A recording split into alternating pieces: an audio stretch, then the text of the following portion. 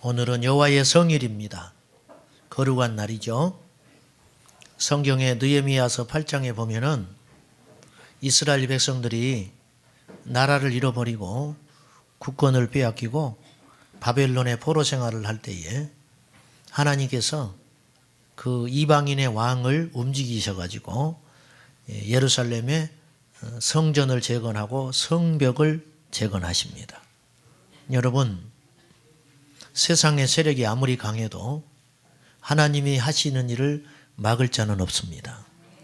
하나님께서 나라를 잃어버린 이스라엘에 성전을 지으려고 하니까 이방인 왕을 움직여서 짓는 역사도 허락하시는 거예요. 그래서 이제 성벽을 다 재건했습니다. 그리고 율법을 에스라가 낭독하고 총독 느헤미야가 옆에서 돕고 레위 사람들이 거룩한 주님의 날, 안식일 날 율법을 선포했는데 이스라엘 백성들이 슬피 웁니다. 왜 우는지 아세요? 나라가 없잖아요. 나라가 잃어버리고 하나님의 성전이 너무 초라하고 자기들의 신세가 한스러워서 불안한 미래 때문에 우는 거예요. 그때 에스라와 느헤미야가 하나님의 계시 가운데 선포합니다. 기뻐하라. 오늘은 여호와의 성일이니 기뻐하라. 너희가 기뻐함이 하나님으로 말미암아 기뻐함이 너희의 힘이니라. 그래서 이스라엘 백성들이 다 순종합니다. 그래서 말씀을 듣고 기뻐합니다. 그리고 잔치를 엽니다. 사랑하는 여러분, 기뻐하면 마귀가 떠나갑니다. 오늘 우리가 예배드리러 왔잖아요. 오늘은 성일이잖아요. 내일 만약에 지구의 마지막이 온다면 여러분 뭘 하겠어요? 오늘 세상 사람들은 술 먹을 겁니다.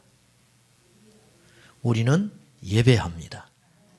내일이 마지막이 온다면 예배할 거 아니에요. 예배는 특권이에요. 예배는 축복입니다. 그러니 오늘 종일토록 기뻐해야 됩니다. 왜? 오늘이 성일이니까. 그리고 오늘 하루를 기뻐하기 어렵다면 예배하는 이 시간만큼이라도 하나님께 심령을 활짝 열고 기뻐해야 됩니다. 내가 불치병이 걸려서 죽어가요? 그런다 할지라도 하나님 앞에 나와서는 기뻐해야 됩니다. 여러분, 우울한 것과 신중한 건 다릅니다. 가벼운 것과 기뻐하는 건 달라요. 복음은 심각한 것이거든요. 복음은 사람을 살리고 죽이는 심각성이 있어요.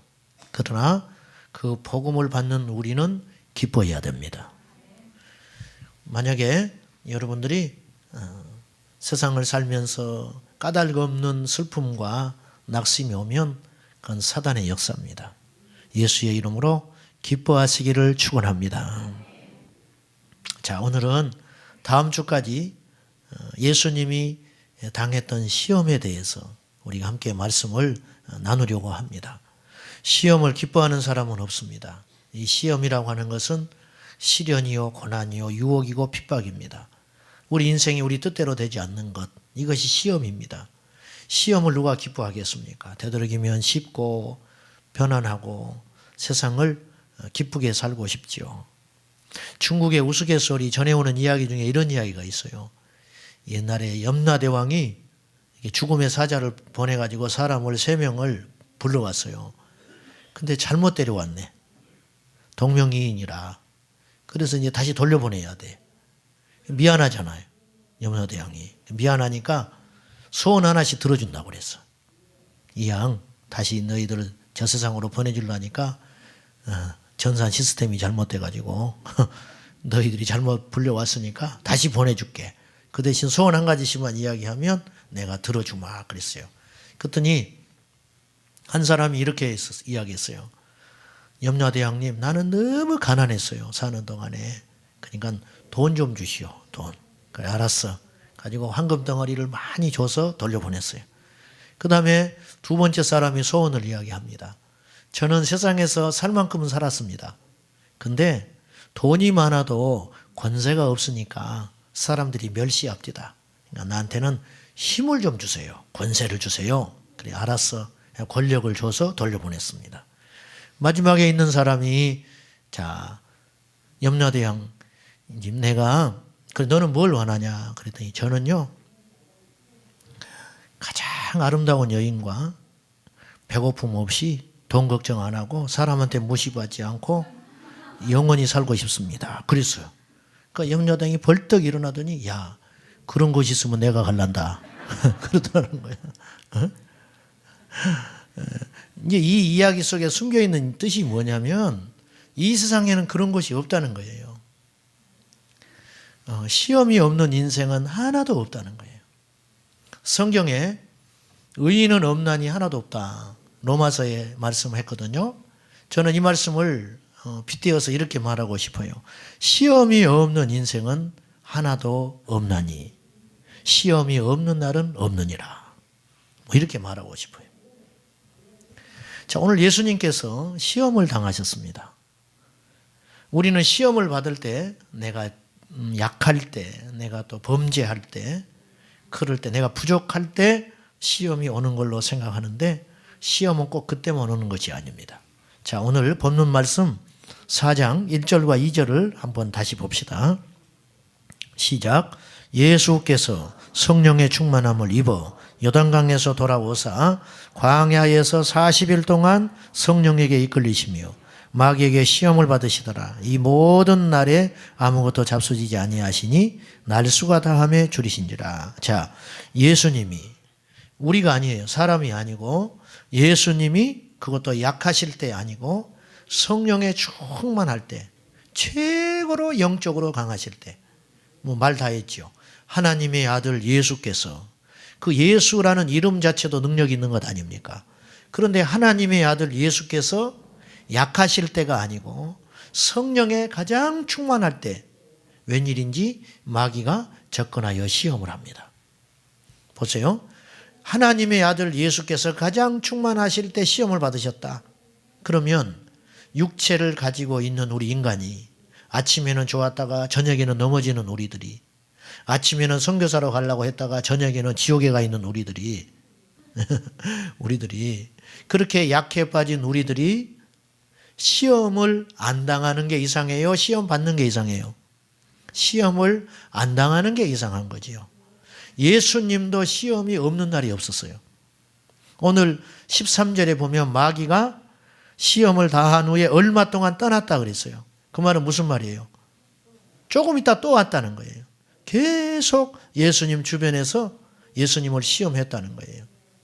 베드로 사도는 베드로전서 4장 12절에서 저는 이 말씀이 얼마나 우리에게 위로가 되는지 몰라요. 사랑하는 자들아 너희를 연단하려고 오는 불시험을 이상한 일 당한 것으로 생각하지 마라. 시험도 불시험이라는 거예요. 이 불시험이라는 건 지옥의 시험이거든요. 시험 중에 제일 무섭고 제일 두려운 시험이 불시험이잖아요. 그런데 너희들을 연단하려고 오는 불시험을 이상한 일로 생각하지 말아라. 당연한 거야. 그렇게 이야기하고 있어요. 이게 우리에게 큰 힘이 됩니다. 아, 예수 믿어도 시험이 온다. 여기서 연단이라는 건 무슨 뜻이냐면 한자로 두드릴 연자입니다. 그리고 단자는 불에 단련할 단자예요. 생각해 보세요. 두드려가지고 불에다가 넣어요. 그리고 말랑말랑해지면 또 꺼내가지고 또 두드리는 거예요. 불에 넣었다 나온 것만으로도 힘들어요. 두드려 맞는 것만으로도 힘들어요. 그런데 불 속에 달궜다가 빼가지고 또 두들겨 맞는다는 거예요. 이게 연단이에요. 그런데 한 가지 분명한 것은 연단의 과정을 통해서 우리는 선악을 분별하게 되고 하나님이 쓰는 귀한 도구가 된다는 것입니다. 오늘 말씀은 여러분들이 제목만 봐도 다 오늘 어떤 설교를 할 것인지 다 아는 내용이에요. 중요한 건 이거예요. 이 말씀을 믿어지느냐가 중요한 거예요. 우리가 기전에만 머무르는 말씀이 돼서는 안 되고 예수님이 당한 시험을 우리가 당할 때가 있지만 예수님은 시험을 이기셨습니다. 우리도 이기면 하나님께서 쓰는 멋진 작품이 된다는 것입니다. 성경에 보면은요, 하나님이 쓰셨던 사람들은 못나고 부족하고 죄지어서 쓰지 않아요. 그런 사람은 하나님이 쓰질 않습니다. 잘난 사람도 쓰지 않아요. 하나님은 믿는 자를 쓰셨는데 하나님의 눈에 띈 사람을 주목하시고 뽑아서 쓰세요. 그런데 아이러니하게도 믿음 있는 사람이 하나님께 쓰임을 받는데 그 믿음이 있었기 때문에 시련도 와요. 아브라함이 하나님의 눈에 어느 날 띈 거예요. 내가 인류를 구원할 메시아를 보내야겠는데 한 민족을 선택해야 됩니다. 누구를 선택할고 보니 아브라함이 제일 기준에 맞은 거예요. 그래서 하나님이 찾아오셔서 아브라함아 나와 함께 떠나자. 그래서 나이 75세에 그 나이 많은 노인이 자기의 본토 친척 아비 집을 다 삶의 기반을 버리고 무썰고 날선 미래를 향해서 가야만 했어요. 못나서? 아니에요. 믿음이 있기 때문에. 하나님의 눈에 띄어서 욥은 하나님의 눈에 띄어가지고 마귀의 시험을 받은 거예요. 다니엘의 세 친구를 보세요. 믿음이 있어서 불 속에 들어가야 했어요. 요셉은 하나님이 쓰기로 작정한 인물이었기 때문에 자기 형제들한테 팔려가지고 애굽에 가서 종살이하고 애굽의 총리 대신이 됐어요. 생각해 봅시다.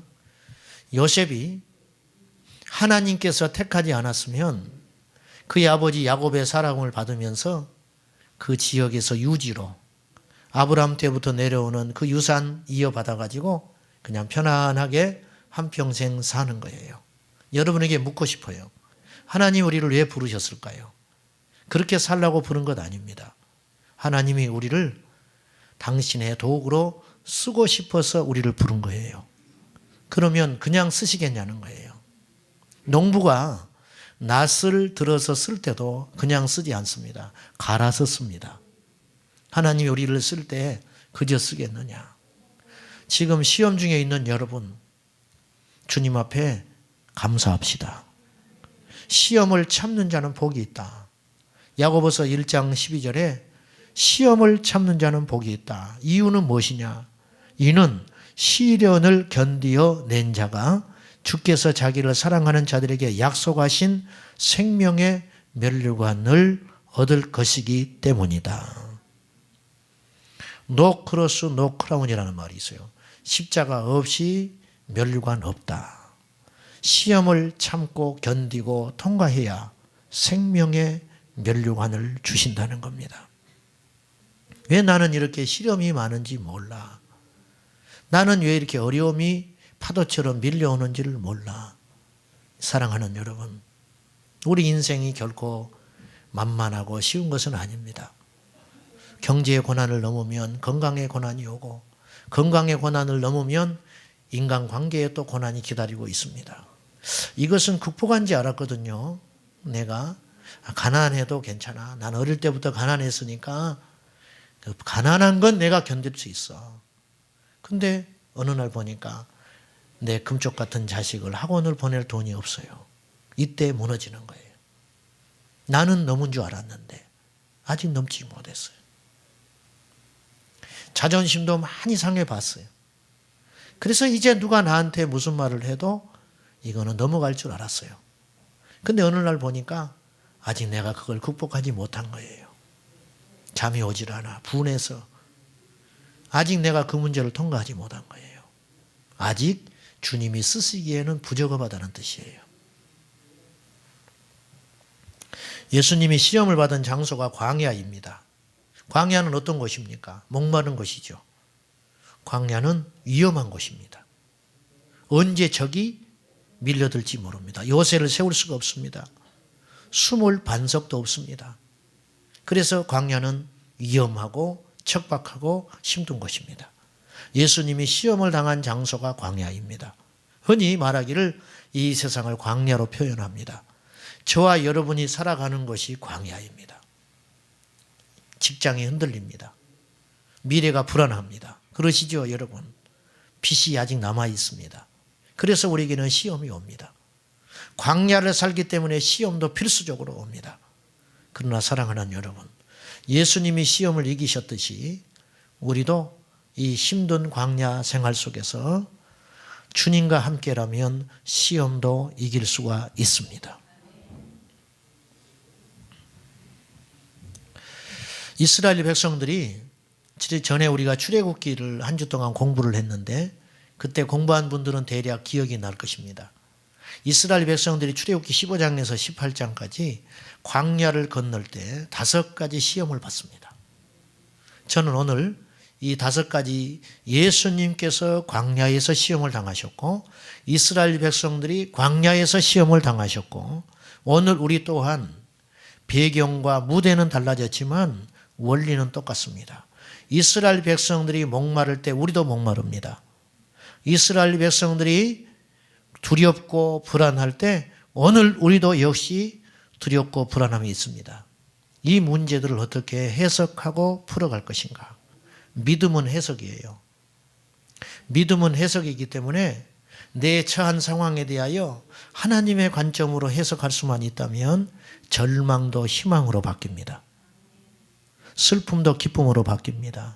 환난도 감사로 바뀔 수 있습니다. 할렐루야. 이것이 세상 사람들이 갖지 못한 믿음의 힘인 것입니다. 세상 사람들은 돈으로, 권력으로, 자신이 가진 지위로 자신의 철옹성을 쌓고 자신만만해합니다. 그러나 성경은 우리에게 분명히 말합니다. 세상을 이김은 이것이니 너희의 믿음이니라. 세상에 없는 것을 우리에게 주셨어요. 그건 뭐냐? 하나님을 절대 믿는 믿음. 자, 이스라엘 백성들이 광야에서 이 5가지 시련을 만납니다. 자, 홍해를 건넜습니다. 그래서 하나님의 기적을 경험해요. 근데 현실은 현실이에요. 자, 보세요. 은혜를 받았어요. 기도해서 방언도 받았습니다. 환상도 받습니다. 근데 시간이 흐르니까 현실은 역시 현실이에요. 이게 똑같습니다. 애굽에서 10가지 기적을 경험했습니다. 그리고 홍해가 갈라지는 놀라운 경험을 했어요. 그리고 광야에 나왔어요. 근데 이들이 버틸 수 있는 힘은 3일이었어요. 3일간 목마르니까 못 견디는 거예요. 그래서 이들이 수르 광야에 와서 마라 땅에 이르러 물을 발견했는데 그 물이 먹지 못할 쓴물이에요. 우리 인생은 그런 기대가 무너질 때가 있어요. 믿으면 될 줄 알았어요.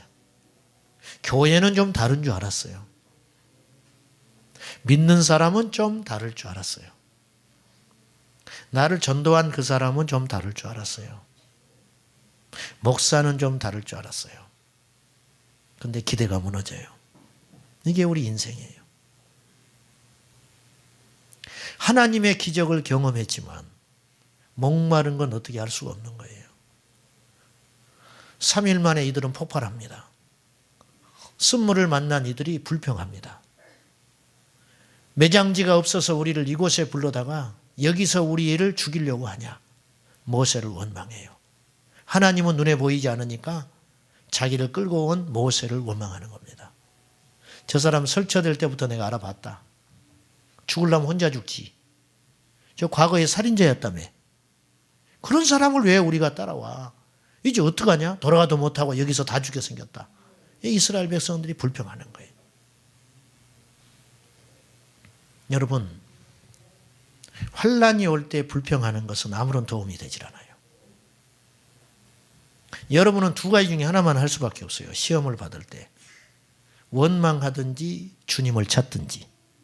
모세는 부르짖어 하나님을 찾습니다. 이 차이가 어마어마하게 큰 거예요. 의외로요. 고난이 오면 하나님을 찾을 것 같지만 시험이 오면 하나님을 찾을 것 같지만 상당수의 크리스찬은 고난이 오면 숨어버립니다. 점잖은 크리스찬들은 숨어버리고 다혈질의 크리스찬들은 불평합니다. 여러분은 어떻습니까? 사랑하는 여러분, 세상에는 방법이 없어요. 여러분 아무리 세상에 가서 몸부림을 쳐보십시오. 사람을 찾아보십시오. 원망을 해보십시오. 무엇이 달라지는지. 그 시간에 하나님을 찾아야 됩니다. 시편 50편 15절에 환난 날에 나를 부르라. 내가 너를 건지리니 놀라운 것은 하나님이 우리를 건져주신다는 거 이해하지요? 환난 날에 나를 부르라. 내가 너를 건지리니 내가 나를 영화롭게 하리라. 우리가 환난에서 벗어나는 순간 하나님이 영광을 받으신다는 거예요. 초대교회는 그랬어요. 초대교회는 환난이 있었습니다. 핍박이 있었습니다. 무너지질 않아요. 아무리 마귀가 흔들어도 무너지질 않아요. 때로는 유혹을 해봤어요. 안 무너져요. 핍박을 해봤어요. 무너지질 않아요. 그래서 이들이 버티니까 사람들이 초대교회를 보고 저들이 믿는 신이 진짜인지 몰라. 저들이 믿는 신이 있는 것 같아. 하나님을 만나버리는 거예요. 여러분, 우리가 환난을 만날 때 불평하는 건 세상 사람도 다 하는 거예요. 환난이 올 때 슬퍼하는 것은 세상 사람들도 다 합니다. 세상의 방법을 찾는 것은 세상 사람들도 다 할 수 있는 것이라는 거예요. 그때 우리가 세상의 방법을 취하지 않고 버티면서 하나님을 찾으면 그 하나님이 영광을 받으신다는 거예요. 이것이 믿음의 도리예요.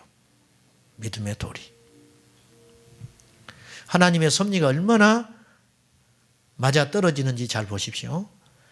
이스라엘 백성들이 40년 동안 광야에서 훈련받거든요. 그런데 그 광야 40년을 이끌 사람을 모세를 세우셨는데 모세가 광야에서 40년을 먼저 연단을 받습니다. 놀랍습니다. 보세요. 모세와 이스라엘의 차이가 어디가 있는가? 이스라엘은 불평했잖아요. 원망했죠? 모세는 하나님을 찾았어요. 아까 환난 날에 나를 부르라 할 때 이 부르라는 말은 히브리어로 카라라는 말인데 찾으라, 만난다 그런 뜻이에요. 환난 날에 하나님을 만나라는 거예요. 하나님을 만나면 그때부터 역사가 일어난다는 거예요. 하나님 왜 이렇게 시험을 허락하실까요? 오늘 예수님이 시험을 통과하잖아요. 예수님이 시험을 만날 때 말씀으로 대적합니다. 믿음으로 대적합니다. 하나님의 관점으로 승리합니다. 이게 중요하다는 거예요. 우리에게 시험이 올 때 우리는 하나님의 관점으로 말씀에 서서 해석하여 승리할 수 있어야 돼요. 이것이 믿음의 승리예요.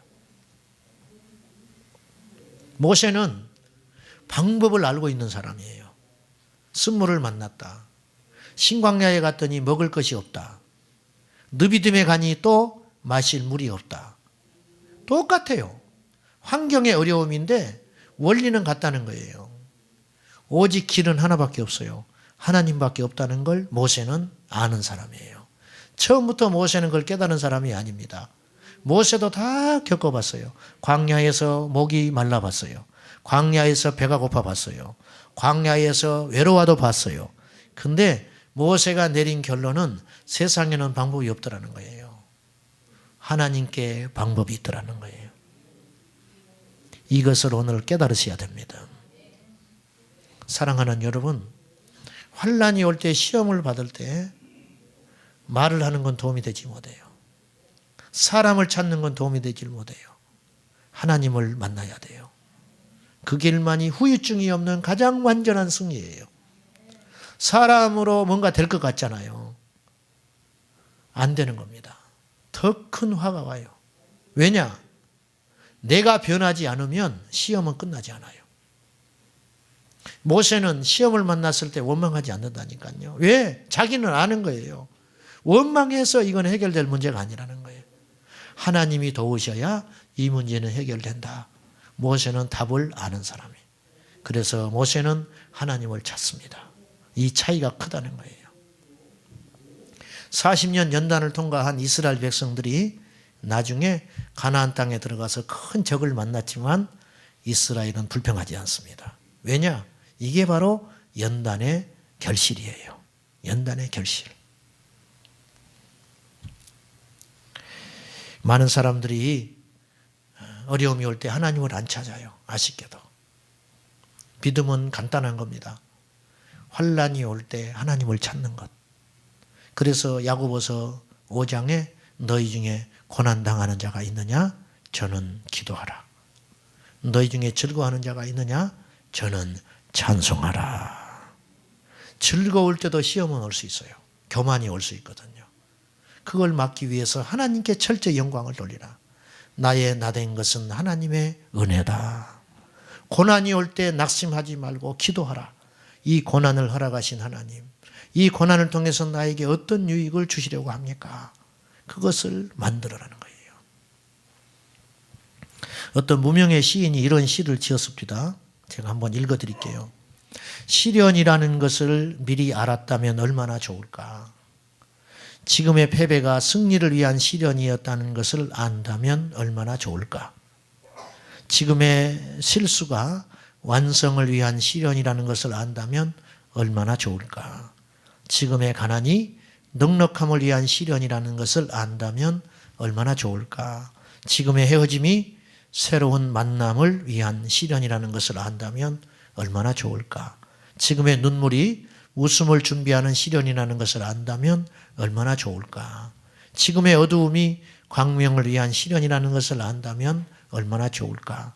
지금의 핍박이 평안을 위한 시련이라는 것을 안다면 얼마나 좋을까. 지금의 병들미 건강을 위한 시련이라는 것을 안다면 얼마나 좋을까. 지금의 신앙적 어려움이 천국을 위한 시련이라는 것을 안다면 얼마나 좋을까. 사랑하는 여러분, 교회를 찾아왔는데 예수님 만났는데 시험이 오지요. 기쁨은 잠깐이고 십자가의 짐은 버거울 줄 압니다. 그러나 여러분, 낙심하지 마십시오. 외로워하지 마십시오. 근심하지 마십시오. 여러분에게 하나님의 놀라우신 역사와 사명이 기다리고 있어요. 이 고난의 시간들, 이 시험의 가시밭길을 여러분이 묵묵히 통과하셔야 돼요. 주저앉는다든지 피하면 그 시험은 내 인생을 끝까지 그림자처럼 쫓아다닙니다. 여기서 극복해야 됩니다. 승리해야 됩니다. 이겨야 됩니다. 깨달아야 됩니다. 마라의 쓴물을 바꾸는 처방으로 하나님께서 나뭇가지를 던지라 그래요. 나무를 쓴물에 던졌더니 그 쓴물이 단물로 바뀌었어요. 이 나무는 십자가를 의미합니다. 십자가를 붙들고 십자가 앞에 가서 통곡하고 십자가의 눈으로 나를 보고 그때에 이 쓴물 인생이 단물 인생, 가난한 인생이 부귀한 인생, 연약한 인생이 강한 인생이 되는 거예요. 신광야에서 먹을 것이 떨어졌을 때 광야에서 먹을 것이 나지 않는다는 걸 깨닫고 하늘을 바라봤을 때 하늘에서 만나의 기적이 임하는 것입니다. 모든 길은 노마로 통한다. 천만에 모든 길은 예수께로 통합니다. 요한복음 14장 6절에 내가 곧 길이요 진리요 생명이니 나로 말미암지 않고는 아버지께로 올 자가 없느니라.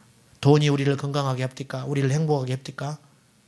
사람들이 나를 행복하게 합니까? 천만에 오직 예수밖에 없습니다. 예수만이 나의 영원한 안식이고 사람들을 떠나갑니다. 내 핏줄도 언젠가는 생명이 다해서 갑니다. 돈도 나를 배신하여 떠납니다. 내 자신도 나를 버릴 때가 있어요. 내 자신도 모를 때가 있거든요. 내가 쓸만한 사람인 줄 알았는데 어느 날 형편없이 내 자신이 나를 실망시킬 때가 있어요. 다 떠나갑니다. 오직 남는 건 그리스도밖에 없어요. 그 주님을 만나라고 우리에게 잠깐의 연단을 하나님이 허락하시는 거예요. 우는 자들과 함께 있어 행복하다. 유정옥 사모님이 그 책을 쓰셨어요. 제가 유정옥 사모님 이야기 자주 했잖아요. 그 사모님이 아들, 딸을 입양을 했습니다. 그래서 그 큰아들이 이제 군대를 간 거예요. 그래서 그 아들이 군대 가서 면회를 갔습니다. 그 금쪽같이 아파서 난 자식은 아니지만 가슴으로 난 아들. 이제 지금은 그분이 목회자가 길을 걸어가고 있는데 그 아들이 이제 군대에 간 거예요. 그래서 남편 목사님하고 함께 면회를 갔어요.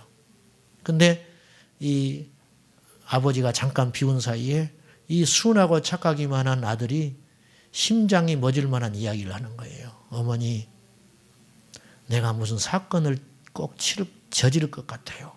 도저히 못 참겠어요. 왜? 한 달 먼저 온 선임이 그렇게 자신을 괴롭힌다는 거예요. 아침에 연병장을 돌게 한다는 거예요.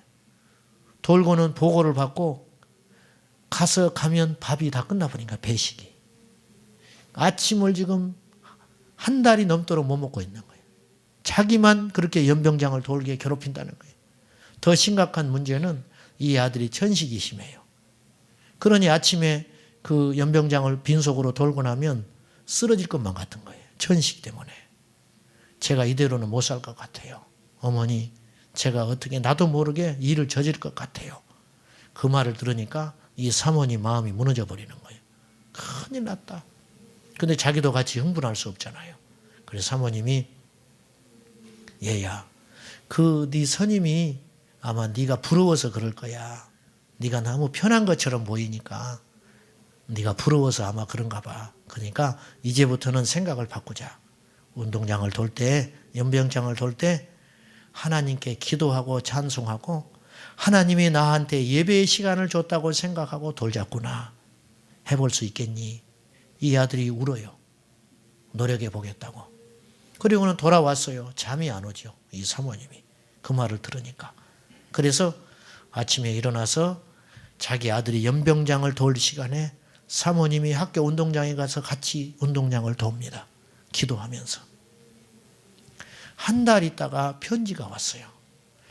이 세상에서 가장 사랑하는 나의 어머니. 그러면서 시작되는 편지는 놀라운 승리의 연락이었어요. 어머니 기뻐해 주십시오. 제가 승리했습니다. 어머니 가신 후에 제가 연병장을 돌 때마다 기도하고 찬송하면서 원망하지 않고 연병장을 돌았습니다. 놀라운 일이 일어났습니다. 자기가 천식이 심해가지고 구보를 할 때 쓰러진 적이 있었다는 거예요. 그런데 한 달 동안 아침마다 운동장을 돌았더니 천식이 사라져버린 거예요. 천식이 사라져가지고 며칠 전에 구보를 했는데 거뜬하게 돌았다는 거예요.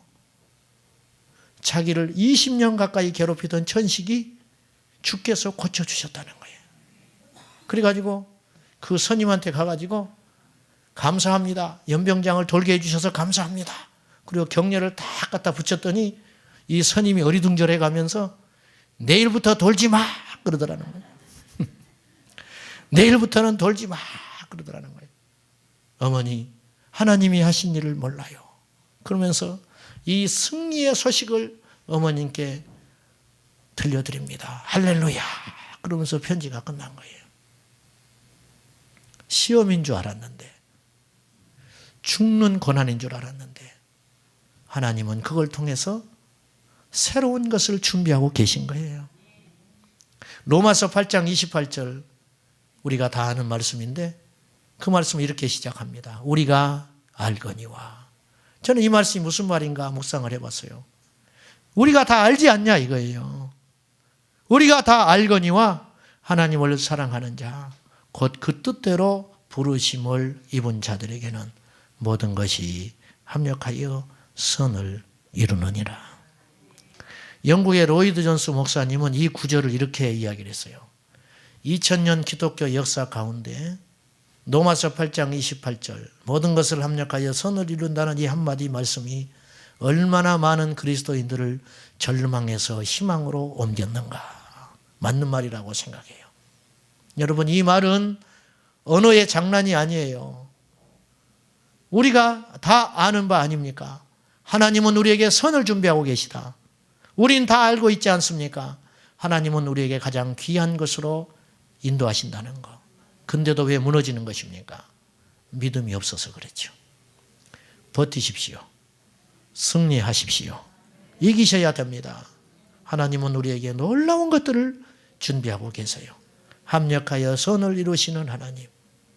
실패와 어려움과 가난과 질병까지도 하나님께서 나를 만들어 가시는 위대한 하나님의 작품. 이 하나님을 찬양합니다. 기도하십시다. 살아계신 하나님, 미련한 지식으로 하나님의 뜻을 어찌 알겠으며 아둔한 영적 지식으로 하나님이 행하신 일을 우리가 어찌 다 살필 수가 있겠습니까? 지금의 고난, 지금의 고통, 지금의 아픔까지도 훗날에 웃게 하시려는 하나님의 뜻인 줄로 믿습니다. 우리가 아프지 않았다면 이 자리에 왔겠습니까? 우리에게 고난이 없었다면 우리 하나님을 찾을 수 있었겠습니까? 감사합니다. 시험을 허락하셔서 감사합니다. 우리는 이 시험을 반드시 이길 것입니다. 긴긴 밤 잠이 이루지 못하는 시험담한 인생들 예수의 이름으로 믿음의 방법으로 승리할 수 있도록 도와주시옵소서. 합력하여 선을 이루시는 우리 주 예수님의 이름으로 감사하며 기도하옵나이다. 아멘.